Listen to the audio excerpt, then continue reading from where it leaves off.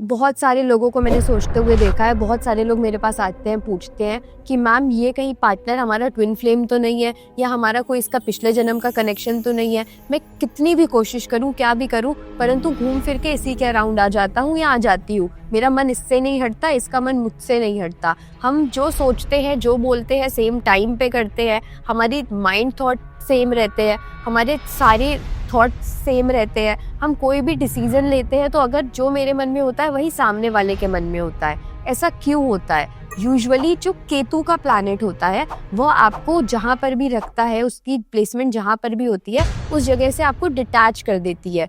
परंतु अगर आपके पार्टनर के या अगर आपके किसी नोन का केतु का प्लेसमेंट आपको पता होगा तो आप यह जान सकते हैं कि उसका आपके साथ पिछले जन्म का कनेक्शन है कि नहीं है। क्योंकि केतु एक ऐसा प्लैनेट है जो आपको स्पिरिचुअलिटी में बहुत एक्टिव करता है, आपको स्पिरिचुअल बहुत बनाता है। उसके साथ एक प्लस पॉइंट बहुत अच्छा होता है कि केतु जहाँ पर भी बैठ जाएगा वो आपको उस जगह से डिटैच करेगा, परंतु स्पिरिचुअलिटी में आपको अटैच करेगा।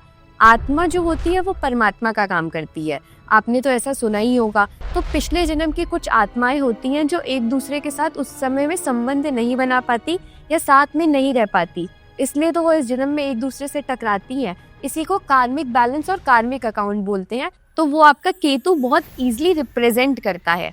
तो आपके केतु की प्लेसमेंट आपकी कुंडली में कहाँ पर है, इसका एक बहुत ही महत्वपूर्ण प्रभाव आपके पार्टनर की लाइफ पर भी पड़ता है। तभी आप जान पाएंगे कि आपका और उसका पिछले जन्म का कनेक्शन है कि नहीं है। तो आज मैं आपको बताती हूँ, अगर आपकी कुंडली में केतु कहीं पर भी बैठे हैं और आपके पार्टनर की कुंडली में केतु एग्जैक्ट सामने बैठे हैं, एग्जाम्पल आपकी कुंडली में केतु तीसरे घर पे बैठे हैं और आपके पार्टनर की कुंडली में वो 11वें घर में बैठे हैं, तो आपका पिछले जन्म का कनेक्शन है, तभी आप इस जन्म में एक दूसरे से टकराए हैं।